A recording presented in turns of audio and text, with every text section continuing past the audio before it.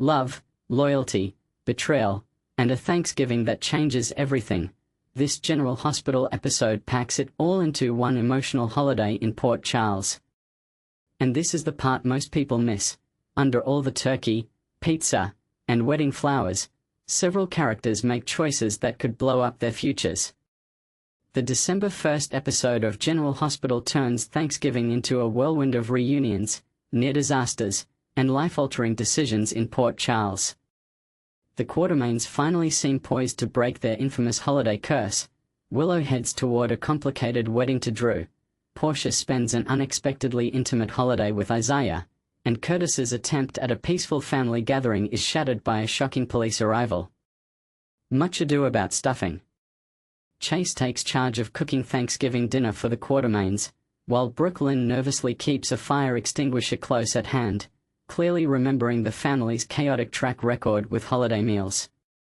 When the doorbell rings, she goes to the foyer and finds Olivia with Leo, both already on edge from a car honking outside.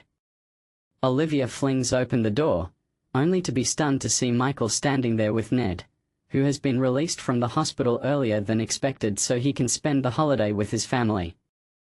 Ned reveals that the surprise early discharge was a plan he coordinated with Brook Lynn so he could walk back into the mansion on his own terms instead of being wheeled out on a schedule. As the smoke detector suddenly starts blaring, Olivia, Leo, and Michael rush to the kitchen to see what has gone wrong, while Brook Lynn guides Ned into the living room to catch up in private. Ned confides that during his health scare, he honestly wondered if he would ever see the family home again, and now it feels strange that the mansion legally belongs to Tracy rather than Monica.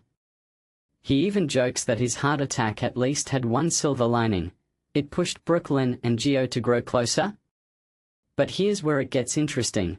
When the doorbell rings again, Brook Lynn opens it and gets a shock of her own. Gio and Emma are standing there. After Gio and Emma happily welcome Ned home, Olivia, Michael, and Leo return to the living room with an update that the smoke detector issue turned out to be nothing serious and that Chase is back on track in the kitchen. The conversation shifts to Ned's insistence that Tracy must not learn about his heart attack just yet while she is away at a spa overseas. Olivia points out that the longer Tracy is out of town, the longer they can delay breaking the news that Drew stole the family heirlooms, a revelation that is sure to spark drama when it eventually surfaces. Ned flashes back to the heated argument he had with Drew just moments before collapsing, remembering how he threatened to sue his nephew over the missing heirlooms and then suddenly crumpled to the floor. Back in the present, he acknowledges that the last thing the Quartermaines need is another ugly fight with Drew, especially with everything else going on. When Chase emerges from the kitchen, he warmly greets Ned and becomes the latest to welcome him home, while the rest of the family playfully teases him about daring to challenge the legendary Quartermaine Thanksgiving curse with his ambitious home-cooked meal. To Olivia's dismay, Leo suddenly declares that he has become a vegetarian and will not be eating turkey, or any of her usual meat-based dishes like meatballs, chicken parmesan, or fish. Chase, however, reveals that he anticipated different dietary needs and has roasted a tofurkey as well, making sure no one feels left out at the table. Leo then wonders aloud what the family dog, Outback, is going to eat, mentioning that the puppy looked hungry when he let her inside. Right on cue, Outback jumps up toward the beautifully set table, but Michael manages to intervene just in time before any food is stolen. With a complete Thanksgiving spread finally arranged, Chase invites everyone to dig in, but Brook Lynn suddenly gets cold feet, feeling as though they have tempted fate too much already. She and Olivia start recounting previous years when Thanksgiving dinners were ruined in spectacular fashion, sometimes even after the food was cooked and served. Brook Lynn suggests they do something different this time and donate the meal to people who truly need it instead of risking another cursed dinner. Olivia immediately knows exactly where the food could make a real difference and proposes they bring it to the hospital staff who are working on the holiday.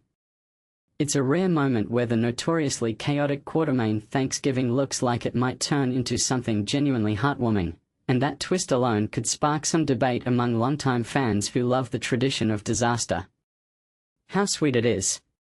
At the hospital, Isaiah isn't scheduled to work but chooses to volunteer for a shift, catching Portia off guard when he appears.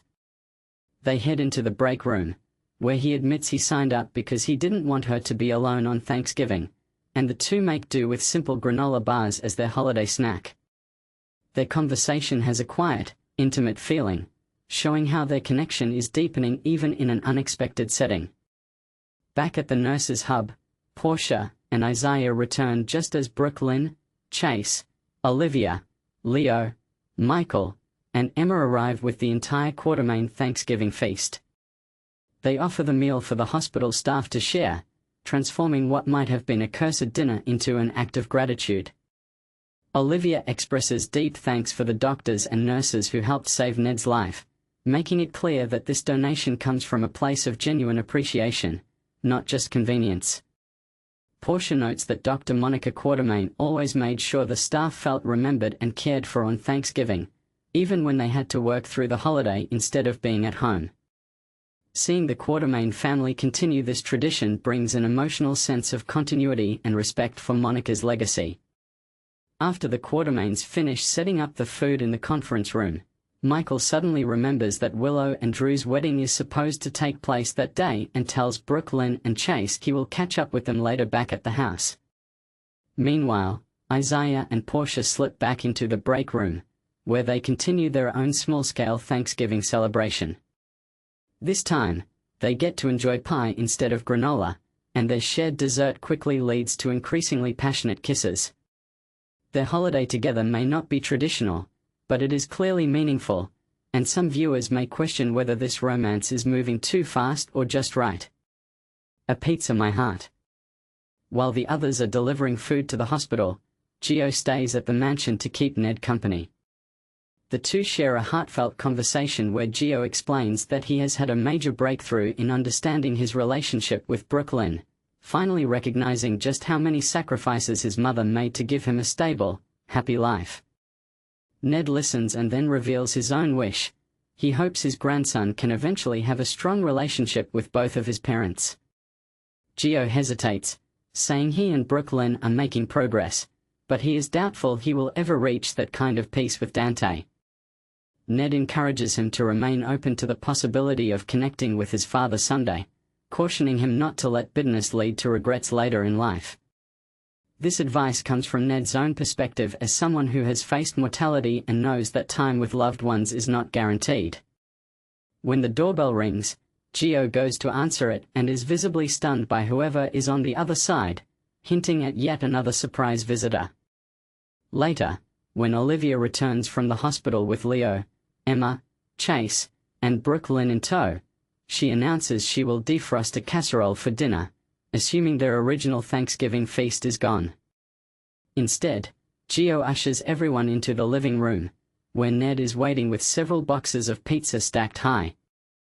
Holding the suspense, Ned explains that he waited for everyone to return before opening the card that came with the pizzas. Gio hands the note to Brook Lynn, and the family is visibly moved to learn that the pizzas were sent by Tracy, who arranged for the delivery ahead of time to keep the Quartermaine pizza tradition alive. The gesture shows that even from afar, Tracy is still very much a part of the family's uniquely chaotic holiday. Gathering together, the family joins hands as Ned leads them in their annual tradition of singing "We Gather Together," blending old customs with new twists. The mix of donated turkey, hospital gratitude, and pizza at home creates a Thanksgiving that feels both familiar and different, a balance that may divide fans who either cherish the running gag of ruined dinners or appreciate this softer, more sentimental approach. For better or worse. Elsewhere, Willow adjusts wedding flowers while Drew beams with optimism, confidently predicting that the day will be perfect. Willow's body language, however, hints at discomfort and tension, even as she keeps moving through the motions. Drew's cheerful mood takes a hit when Alexis arrives to be there for Scout and makes a pointed remark about seeing her granddaughter in a flower girl dress again. After Willow leaves the room to help Scout get ready, Drew pulls Alexis aside and urges her to at least pretend to be genuinely happy about the wedding so she does not undermine Scout's excitement. He reminds her that Scout needs to believe her family supports this new chapter, Even if Alexis has reservations.